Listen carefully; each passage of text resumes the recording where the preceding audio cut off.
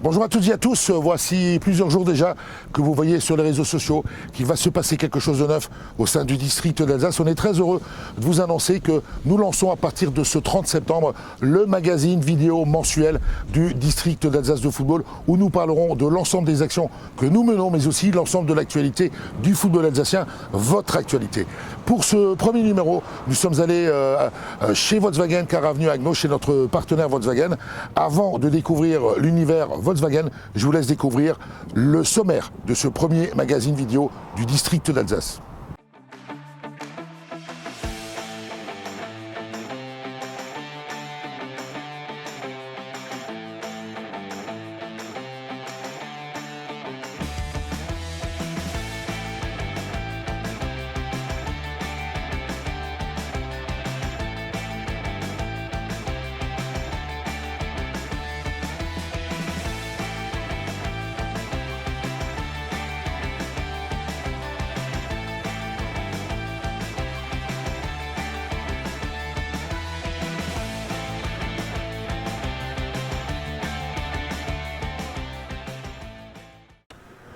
En ce mois de septembre, l'actualité du football alsacien était bien sûr chargée avec notamment la Coupe de France féminine, la Coupe d'Alsace Trophée Intermarché, la reprise du football d'animation, le tout en 120 secondes.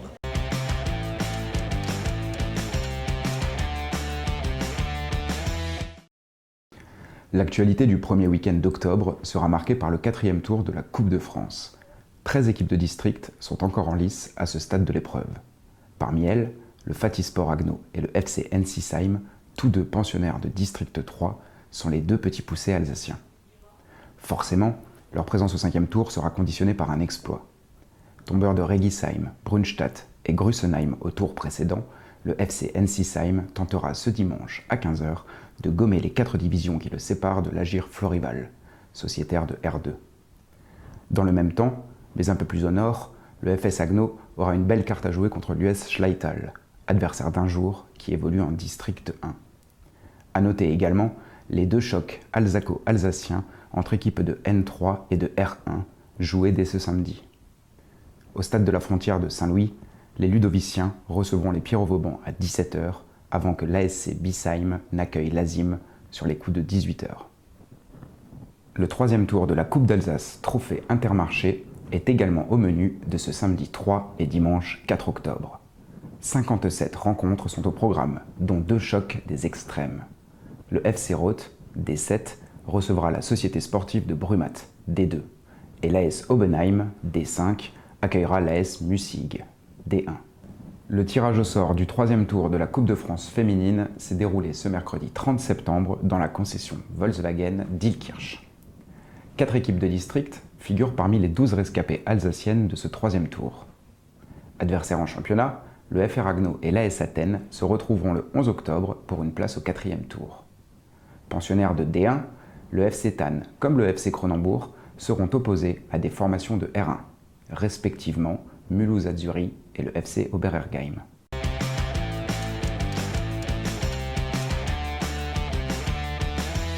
L'une des valeurs fortes défendues par le district d'Alsace, c'est le fair play et le foot autrement au travers son challenge J'ai rêvé les foot. Avec cette année, de nombreuses opérations qui ont été menées par nos clubs dans le cadre du confinement et en faveur de l'ensemble du personnel soignant. La remise des trophées du fair play et de J'ai rêvé le foot s'est tenue ce dimanche dernier du côté de Wurt à Erstein au sein du musée. Retour en images, c'est le grand format du mois.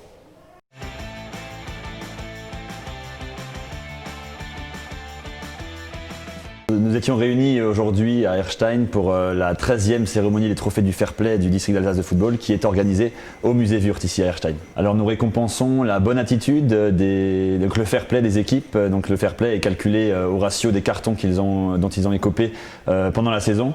Donc on a récompensé les champions de leur groupe mais également les champions de leur division. Effectivement, on voit que c'est une question d'habitude pour certains, le fair play, donc l'US Chervillers qui est récompensé depuis plusieurs années, le FC Winsfelden-Osenbach qui a été récompensé aujourd'hui également de manière particulière et l'US Ettendorf également qui est régulièrement dans le haut du tableau du fair play. Alors ces prix concernent les catégories seniors masculines, donc de district 1 à district 6, mais également les seniors féminines. Alors le Challenge J'ai rêvé le foot depuis 2 saisons propose aux clubs de présenter leurs projets en lien avec des thématiques récurrentes, j'ai envie de dire, la solidarité, l'éco-citoyenneté, l'ouverture et l'insertion. Et cette année, cette saison, avec la pandémie qui nous a frappés, on a rajouté une catégorie qui est celle de la générosité pandémie et qui met en avant l'élan naturel des clubs qui sont allés dans ce sens-là pour contrer la pandémie et apporter un peu de baume au cœur à tous ceux qui y étaient confrontés. 39 projets au total ont été déposés, ce qui montre quand même une bonne implication parce qu'il y avait qu'une demi-saison et donc c'est 30 clubs qui ont déposé ces 39 projets. Dans la solidarité, c'est l'AS Dürlinsdorf, un club orinois qui a été récompensé pour une opération qui est Troque ton foot, pour laquelle ils ont récolté des vêtements et du matériel de football d'abord à destination de leurs licenciés, puis redistribué vers Univers le Sport, une association qui aide les enfants à l'étranger. Alors l'US Itenheim est le lauréat de l'éco-citoyenneté, déjà primé par le trophée Philippe Séguin au niveau national. Ils ont également raflé la mise au niveau du jury du district d'Alsace de football pour une action contre le harcèlement. Le FC Oberhofen avec monsieur Damien Gauthier qui a représenté son action.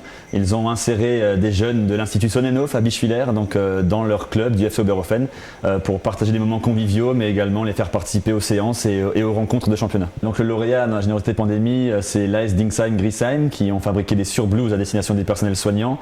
Nous avons également le FC Niederhausbergen qui s'est montré en leur faveur en proposant une vidéo, la liste des 23 métiers qui étaient au front, comme l'a dit le dirigeant ce matin lors de la remise, contre la pandémie. Le troisième, c'est le FC Capellen, avec 2 actions, un geste pour nos héros et également la cantine du cœur. Ils ont proposé une distribution de repas, mais ont également relancé l'économie locale par la distribution de dons et de bons d'achat envers le personnel soignant. Depuis 2 saisons, le Challenge J'ai rêvé le foot fonctionne sous forme de projets. Ces projets sont défendus par les clubs lors d'un jury à Strasbourg, au siège du district d'Alsace de football. Une fois avoir déposé la fiche projet, donc ils montent leur action et nous font savoir comment elle a été montée, la défendent et ensuite sont primés éventuellement pour les lauréats aujourd'hui lors de la cérémonie à Erstein. Voilà, le jury a primé l'AS Altorf parce qu'ils ont présenté 4 projets. 2 dans la générosité pandémie, une dans l'éco-citoyenneté et une en solidarité. Ça témoigne bien de l'implication de tout le club et c'est ce que le Challenge J'ai rêvé le foot souhaite mettre en avant. Donc ils ont bien fait savoir qu'ils faisaient des choses en ce sens-là. Ils sont venus défendre leurs actions lors du jury et ont effectivement convaincu le jury d'être le coup de cœur. Pour souligner, ils étaient déjà lauréats la saison passée. Ça montre aussi le côté récurrent de leur implication dans ces démarches-là.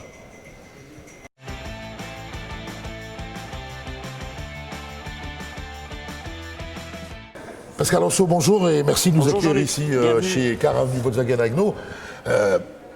Volkswagen et le football, en général, c'est une grande histoire. C'est une histoire qui a commencé en 2017, puisque la marque a signé son partenariat national avec la Fédération française de football en 2017. On est à peu près à mi-parcours puisque ce partenariat ira jusqu'en 2023 et Car Avenue VAS en tant que représentant local de Volkswagen relaie ce partenariat localement. On parlait de Car Avenue, Volkswagen, ce sont 3 concessions. 3 concessions, celle d'Agno dans laquelle nous nous trouvons au moment où on se parle, celle de Saverne et avec un peu d'extrapolation, celle de Sarrebourg de l'autre côté du col. Oui, ils sont presque alsaciens du côté de Sarrebourg. De cœur, en tout cas, ils sont avec nous. Ils sont alsaciens de cœur et on est très heureux au niveau du district d'Alsace de pouvoir activer grâce à Volkswagen et Car Avenue, notamment à la Coupe d'Alsace Bossu. Et on réserve une petite surprise à nos amis du côté de Wissembourg puisqu'on va faire des petites choses avec Volkswagen, mais on ne va pas en dire trop tout de suite. Il faudra nous suivre sur l'ensemble de nos réseaux sociaux. Pascal, merci de votre accueil ici à Agno. On va rester un petit peu dans la concession parce que finalement elle est chouette. Vous êtes la bienvenue. Et nous, on va continuer ce premier magazine vidéo du district d'Alsace. On vit une période difficile avec le Covid. Le confinement est passé par là, on a tous souffert. La Fédération française de football, la LGF et bien évidemment le district d'Alsace ont mis en place une procédure et un protocole sanitaire très strict. Nous sommes allés à la rencontre de Nicolas Baumgarten, président et référent sanitaire du Sud, pour voir comment il fonctionne du côté du Strasbourg Université Club. Un reportage signé Steve Delaney.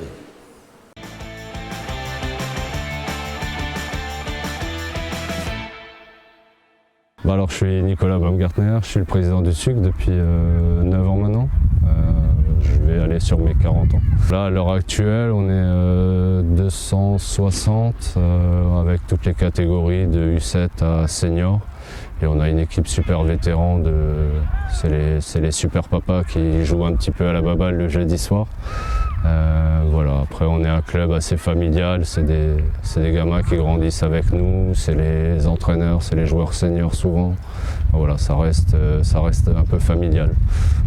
Alors j'ai décidé de ne pas reprendre au mois de juin, je préférais être plus prudent et attendre la reprise, donc on a commencé sur les seniors mi-juillet et puis après on a enchaîné avec les U15 et U18 en laissant à chaque fois 15 jours le temps de mettre les choses un petit peu en place au fur et à mesure, quoi. Alors ça bouleverse dans le sens, je pense pour le moment ça va encore, dans la préparation des matchs et tout ça, ça va. Je pense que quand on va commencer à arriver en période hivernale, c'est là où je vais commencer à craindre un petit peu, où les gens vont vouloir être quand même plus à l'abri. Là pour le moment il fait beau, donc que tout le monde soit dehors, ça dérange pas trop. Après pour le moment on n'autorise pas les goûters par exemple chez les enfants, parce que pour moi c'est quand même un bon moment où tout le monde se rassemble au même moment, au même endroit, donc pour le moment je fais pas de goûter pour les enfants. Voilà, c'est un petit moment convivial qu'on perd, c'est un peu dommage, quoi. Donc là c'est port du masque obligatoire sur l'ensemble du complexe. On a acheté des gels hydroalcooliques voilà, auprès de la Ligue, donc c'était sur bon de commande, on a reçu un mail et puis on a eu un mail dans un deuxième temps pour nous permettre d'acheter des masques et des gourdes pour l'ensemble de nos licenciés. Donc on a acheté et puis là on va distribuer un masque et une gourde par personne, même aux enfants. Enfin, comme ça tout le monde reçoit. Ça fera aussi un petit souvenir, peut-être le masque pour les futures années, de dire qu'on est passé par là et on était au SUC. Pour les entraînements, pas d'accès au vestiaire, comme ça on évite un maximum les contacts.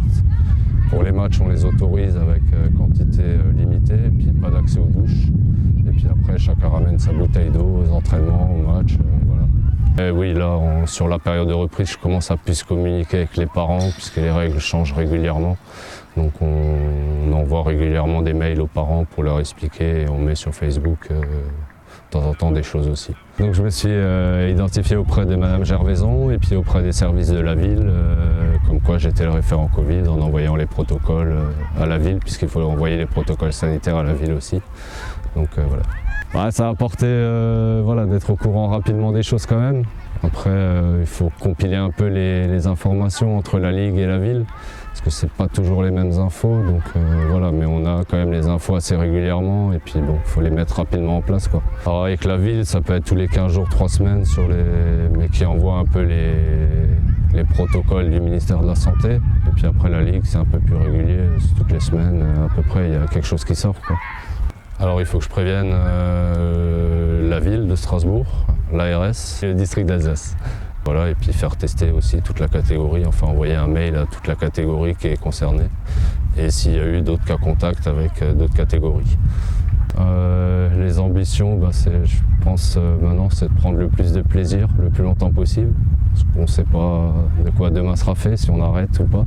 Je pense que les gens commencent à avoir moins peur et puis voilà, tout commence à un peu recommencer, on recommence à vivre, à apprendre à vivre avec en tout cas. Donc voilà, les gens commencent à vouloir refaire des activités, des choses comme ça. Après on verra quand le froid arrivera comment ça se passera, mais ce sera une autre période.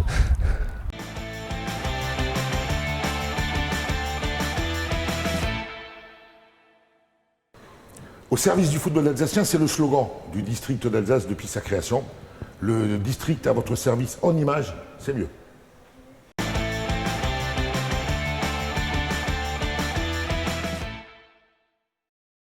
Diffusés à l'occasion de la publication des groupes des différentes catégories fin juillet, les logos des compétitions de district et du foot d'animation, saison 2020-2021, sont désormais disponibles en libre téléchargement pour les clubs. Découvrez ces outils réalisés pour vous permettre d'optimiser vos supports de communication sur la page d'accueil du site internet du district d'Alsace. En complément du Fonds national de solidarité, le district d'Alsace de football a souhaité poursuivre son accompagnement auprès des clubs en cette période de crise sanitaire. Destiné à se doter en matériel technique et ou en équipement sportif, un bon d'achat d'une valeur de 250 € utilisable auprès de l'enseigne Sport 2000 a été offert par l'instance alsacienne à l'ensemble des clubs alsaciens. Rendez-vous dans les boîtes mail club pour le découvrir et profiter de cette offre valable jusqu'au 31 décembre 2020. Depuis le début de la crise sanitaire en mars, le district d'Alsace de football tient à disposition des clubs et des licenciés un article permanent lié à l'évolution de la situation sanitaire et des mesures prises dans ce sens. Regroupant toutes les informations à savoir concernant les conséquences sur le football en Alsace de l'évolution de la pandémie du coronavirus, cet article est actualisé jour après jour. Retrouvez-le sur la page d'accueil du site internet du district d'Alsace, lafa.fff.fr. Après une crise sanitaire sans précédent, le football alsacien a repris ses droits depuis quelques semaines. Pendant toute cette période, le district d'Alsace de football a tenu à rester à votre service, à l'écoute de vos interrogations et de vos besoins. Parce que le service au club fait partie de nos priorités, nous vous proposons désormais régulièrement de profiter de notre réseau de partenaires via les bons plans du district. Unique en son genre, cette opération vous permettra de bénéficier chaque mois d'offres exceptionnelles à des tarifs avantageux. Le premier numéro des bons plans du district, à destination de l'ensemble des dirigeantes et dirigeants du football alsacien, leur a été communiqué par mail mi-septembre. En raison de la crise sanitaire et en complément du Fonds national de solidarité, la FFF a décidé d'attribuer une dotation complémentaire en matériel, ballons et chasubles, pour tous les clubs de moins de 100 licenciés. Les clubs destinataires de l'email envoyé sur leur boîte électronique officielle le 16 septembre dernier sont invités à venir retirer leur dotation au siège du district d'Alsace, à Strasbourg ou à Ilzac, entre 9h et midi et 14h et 17h. Après des mois d'interruption liés à la crise sanitaire, l'émission 100% Racing, résultant du partenariat entre France Bleu Alsace et le district d'Alsace, a retrouvé l'antenne début septembre. Après l'US Ittenheim, le FCOSK 06, le SUC et l'ES Stotzheim, c'est l'AS Holzheim qui est à l'honneur cette semaine, chaque soir de 19h à 20h sur France Bleu Alsace. Le concept est simple. Chaque semaine, un club est accueilli par Guy Var et son équipe dans le studio strasbourgeois. Chaque soir, un représentant de l'association sportive invitée intervient dans l'émission pour apporter sa vision, son expérience et son avis sur la saison du Racing, mais également pour parler de son club. Au-delà d'offrir une belle tribune médiatique au club, c'est l'occasion de vivre une expérience unique en son genre et de découvrir l'envers du décor d'une émission de radio. Alors n'hésitez plus, inscrivez-vous grâce au formulaire disponible sur la page d'accueil du site internet du district d'Alsace de football.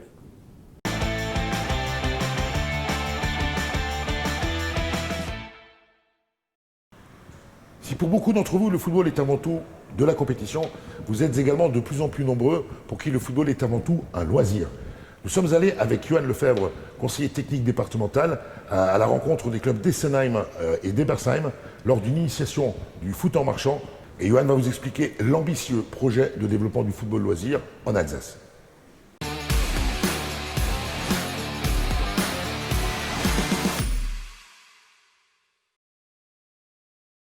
On se retrouve ce soir sur les installations du FC Essenheim en collaboration avec la venue du SC Ebersheim pour une initiation de foot en marchant. Donc le foot en marchant, en quelques mots, c'est une pratique voisine du football où on va se retrouver en effectif réduit, où l'objectif est de marquer dans des mini-buts ou dans des buts gardés avec gardien, avec la contrainte de ne pas pouvoir courir, d'où son nom. Les seules petites règles, c'est qu'il n'y a pas de contact. On a une hauteur de balle qui est limitée à la hanche, et sinon les règles du jeu sont similaires aux règles du football classique, avec l'absence de hors-jeu également. Il y a d'autres pratiques qui rentrent dans la définition des sections loisirs, des pratiques loisirs. On a le futnet qui s'apparente à du tennis-ballon, donc où les deux équipes qui s'affrontent sont séparées d'un filet, et donc l'objectif est de s'échanger le ballon et de marquer des points avec un seul rebond toléré, à l'image de ce qui se fait en tennis. On a également le golf-foot, où là le principe est exactement le même qu'au golf, où on va chercher à atteindre des cibles qui seront disposées avec un parcours qui peut être disposé sur le terrain ou sur les installations sportives si on a des installations un petit peu plus grandes. On a ensuite le fit-foot, qui est une pratique cette fois-ci qui s'apparente un petit peu au fitness qu'on peut retrouver dans les salles de sport, mais toujours avec des gestes qui sont orientés autour du ballon. Donc on peut faire des gestes avec le ballon porté en main, des gestes autour du ballon. L'idée c'est que le corps soit en mouvement avec de la musique et une ambiance conviviale. En plus de ces pratiques-là, on va retrouver des pratiques qu'on va retrouver également dans des pratiques plus classiques comme le foot à 11, le foot à 8, le foot 5 également, et des pratiques un peu plus diversifiées comme le futsal ou le beach soccer. Alors aujourd'hui, on est en fait dans un tournant au niveau du fonctionnement des clubs où les mentalités changent. On l'a vu encore avec l'épidémie qui est arrivée. Les gens ont bousculent leurs habitudes. Et aujourd'hui, le format un petit peu traditionnel qu'on retrouve avec les 2 séances par semaine ou 3 séances par semaine plus les matchs ne convient plus à certains licenciés ou justement d'autres licenciés potentiels pourraient être intéressés par autre chose que ce format-là. Et aujourd'hui, la pratique loisir permet ça. D'une part, en ayant des pratiques qui sont modulables et qui peuvent être à destination de différents publics, mais aussi sur l'aspect, on va dire, temporel, où on peut passer sur des créneaux très malléables et très variés, sur un créneau par semaine ou sur plusieurs. Il y a une totale liberté en fait, des clubs pour répondre au mieux aux besoins de leurs licenciés ou de leurs futurs licenciés. Alors dans les grandes lignes, en fait, l'idée c'est de permettre aux clubs de compléter l'offre de pratique qu'ils peuvent proposer actuellement à l'ensemble de nos licenciés avec des pratiques loisirs, avec l'apparition de sections au sein des clubs qui peuvent proposer différents types de pratiques. Aujourd'hui, pour qu'une section loisirs soit référencée en tant que telle, il y a plusieurs critères à remplir. Le premier, c'est d'avoir une personne au sein du club qui soit identifiée comme référent foot loisirs. Le deuxième critère, c'est d'avoir un minimum de 10 licenciés loisirs au sein du club. Ensuite, il faut bien évidemment une pratique identifiée, une pratique phare qui est proposée par le club. Bien évidemment, il peut en avoir plusieurs. Et enfin, il faut un créneau d'entraînement qui soit, de séance plutôt que d'entraînement, un créneau qui soit déterminé dans la semaine, ou voilà, un créneau qui soit bien identifié pour cette séance loisir. On propose 2 types d'accompagnement. Un premier qui est, on va dire, sur le terrain, où on peut aller à la rencontre des clubs qui sont intéressés pour mettre en place ce type de section. On peut leur montrer les pratiques, leur démontrer un petit peu ce qui peut se faire. L'idée, c'est d'échanger avec eux pour savoir ce qui peut le mieux coller à leurs besoins. Et ensuite, dans un deuxième temps, il y a un accompagnement matériel avec une dotation qui est proposée par la fédération pour les clubs qui sont reconnus en tant que section loisirs officiellement. Alors, donc la première, c'est de se mettre à jour sur Foot Club. Et donc de s'identifier déjà comme proposant de la pratique loisir. Dès lors que le club est référencé comme proposant de la pratique loisir, l'instance prendra contact avec eux pour faire un petit peu le point de ce qu'ils proposent et vérifier que l'ensemble des critères cités précédemment soit rempli pour que la section soit bien reconnue. Aucune obligation, ça peut permettre également à nous de les identifier, ces clubs-là, et donc derrière de leur proposer l'accompagnement dont je parlais tout à l'heure. Donc l'idéal, c'est soit un club qui est déjà en activité, qui est lancé, qui souhaite formaliser déjà sa section existante, mais ça peut très bien être un club qui est en lancement, qu'on va accompagner pour les mener jusqu'à cette section-là. Alors, les clubs peuvent déjà se mettre à jour et ont jusqu'au 30 octobre pour se réactualiser sur Foot Club.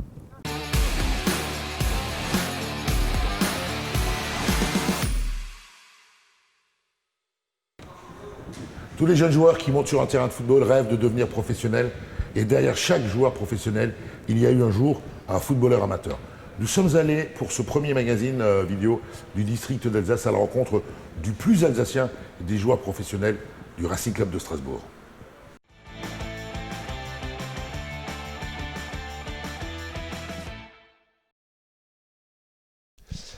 Eh bien oui, rendez-vous ici à la Méno, ce stade emblématique alsacien que vous connaissez bien évidemment tous, avec cette nouvelle rubrique qui s'appelle Ma vie d'amateur. Et quoi de plus naturel que pour ce premier numéro d'être allé à la rencontre de Dimitri Liénard, qui est quand même le plus alsacien des Belfortins. Salut Dim. Salut Jean-Luc. Tu vas bien tout d'abord? Ça va, merci. Alors derrière chaque footballeur professionnel, il y avait un jour un footballeur amateur. Est-ce que tu peux nous dire à quand remonte ton premier souvenir avec un ballon dans les pieds? Écoutez, je devais avoir l'âge de 4-5 ans, il me semble. Malheureusement, mes parents se sont séparés et mon beau-père, qui est devenu mon vrai père maintenant, parce que je ne connais pas mon papa, sans rentrer dans les détails, entraînait un club dans un petit club de village à côté de Belfort, et voilà, ça s'est fait naturellement. À partir de 4-5 ans, j'ai commencé à vivre avec un ballon, à dormir avec un ballon, à dire que l'école était finie, à aller taper dans le mur du quartier, toujours faire des passes, et puis tous les week-ends à vivre au bord des terrains, comme la plupart des gens du football amateur, avec des prairies autour des stades. Et voilà, c'est fait comme ça, j'ai grandi donc dans le club de village où mon père entraînait. Tous les week-ends, lui il entraînait, et puis à taper dans les ballons à côté. Et puis les mardis soirs, les jeudis soirs, à aller aux entraînements avec mon père donc dans le club de Sermamani, à partir après de 9-10 ans, à m'entraîner avec les seniors, à toucher le ballon de temps en temps. Et puis voilà, j'ai toujours vécu avec un ballon après depuis l'âge de 4-5 ans. Et le souvenir de ton premier match officiel en compétition, est-ce que tu en gardes un? Non, je me rappellerai plutôt d'un souvenir où, d'ailleurs j'ai une cassette, c'est une cassette à l'époque. Aujourd'hui on sait plus ce que c'est. Hein. Où on faisait un tournoi en salle, je devais avoir 7 ans je pense. Et il fallait finir premier ou deuxième pour après jouer le régional, mais au début c'était départemental. Et on avait une bonne petite équipe de village donc, et puis je crois que dans la phase finale, dans la poule, on rate la qualification pour aller en régional. C'était un exploit pour le petit club de village. On rate un truc contre la SMB, donc d'ailleurs contre Belfort. On perd 2-1 et on prend un but dans les dernières secondes. Et je suis rentré en larmes en remontant, déjà fin nerveux, en larmes. La rage déjà de cette gagne. Et je me rappellerai toujours où on me voit dans ce match, je mets déjà une frappe pied gauche pleine lucarne en salle. Oh, toute la salle était restée à l'âge de 6-7 ans, je pense. Et j'en garde un souvenir où j'ai cette cassette et voilà, je garde ça. Après, j'ai plein de petits souvenirs avec. J'ai joué dans des terrains, c'était des prairies, je veux dire, j'ai pas eu, on le sait très bien, cette ascension, la chance d'être dans un centre de formation, mais ouais, tout jeune, je garde vraiment ce souvenir-là. Alors aujourd'hui, on sait tous que tu as légèrement dépassé la trentaine, que tu as encore quelques belles années devant toi, mais est-ce qu'un jour, tu t'imagines, une fois que tu auras raccroché les crampons du monde professionnel, retourner jouer avec une équipe de vétérans dans un premier temps, de super vétérans dans un second temps? Écoutez, je sais pas trop quand ma fameuse histoire ou ma belle histoire va s'arrêter, ou même avec le président, il est hors de question de parler d'une reconversion ou de quoi que ce soit, parce que je me sens très très bien dans mon corps. On le sait que je suis arrivé tard dans ce monde professionnel, donc je ne suis pas usé mentalement et encore moins physiquement. Donc écoutez, si l'année prochaine j'étais au bout du rouleau et puis qu'à 33 ans, bien sûr j'aurai encore soif de jouer au football, donc je ferai le bonheur d'un autre club, peut-être de Ligue 2 ou National, ou je sais pas. Mais là pour l'instant vraiment moi mon objectif c'est de jouer au foot. Je prends des exemples comme Hilton, comme Morel, des mecs qui ont 36, 37, 38 voire 42 ans. 42 Hilton, c'est exceptionnel, mais j'ai encore beaucoup à apporter. Donc pour l'instant, j'ai envie de dire, si je vais loin dans le monde pro, peut-être que sur la fin, je ferai plus un truc dans le club où je serai, ou si je suis ici, je l'espère, je ferai quelque chose plutôt dans le club, parce qu'après, je pense pas que ce soit une bonne idée d'aller finir autre part. Maintenant, si je finis plus tôt et que j'ai encore envie de jouer au football, oui, pourquoi pas. Parce que, il y a 600 clubs alsaciens qui te regardent et qui sont prêts à t'accueillir pour jouer, même en super vétéran, c'est des rodins de 45 ans. Alors on est à l'enregistrement de cette interview, se fait à quelques jours de la venue de Dijon. Donc le magazine que vous regardez est diffusé bien après la victoire contre Dijon. Dis-moi qu'on va gagner dimanche. Écoutez, je ne veux pas dire je l'espère, parce que c'est à l'église qu'on espère, en tout cas. Il faut. On se doit de gagner dimanche, on se doit malheureusement dans ce stade, je veux dire plus que presque vide. C'est cruel, tu vois, de te voir là. Déjà, ça me fait plaisir parce que je te vois même plus sur le terrain le week-end. Donc, on se doit de faire en sorte de gagner. Moi, ça fait très longtemps que je suis là maintenant. Je dois essayer de faire en sorte de remobiliser les troupes. Et en tout cas, j'espère être sur le terrain dimanche et faire en sorte de ramener une fraîcheur ou une grinta. Et il faut impérativement gagner contre Dijon. Cette fois, on ne peut pas se mentir. Je veux dire, ce serait mentir à tout le monde de dire on va essayer. Non, on ne va pas essayer, on va gagner. Eh bien écoute, c'est tout bas qu'on nous souhaite à tous. En tout cas, je suis ravi que tu aies inauguré cette nouvelle rubrique, ma vie d'amateur. Ça m'a fait plaisir aussi d'inaugurer avec toi, Jean-Luc. Tu sais très bien tout l'amitié qu'on a. Et voilà. Allez Racing. Derrière chaque professionnel se cache un amateur. Rendez-vous le mois prochain avec un autre sujet. On va vous surprendre le mois prochain.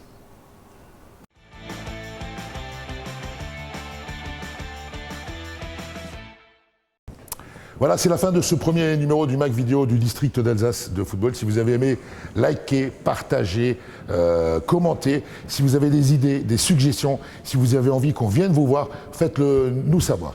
Et puis, tout au long du mois qui vient, nous allons rediffuser l'ensemble des sujets que vous venez de découvrir sur tous nos réseaux. Le site internet, la page Facebook, le Instagram, la toute nouvelle chaîne YouTube du district d'Alsace de football. Pascal, un grand merci à toi et tes équipes de nous avoir accueillis ici chez Volkswagen. Rendez-vous le mois prochain. Merci et très belle journée.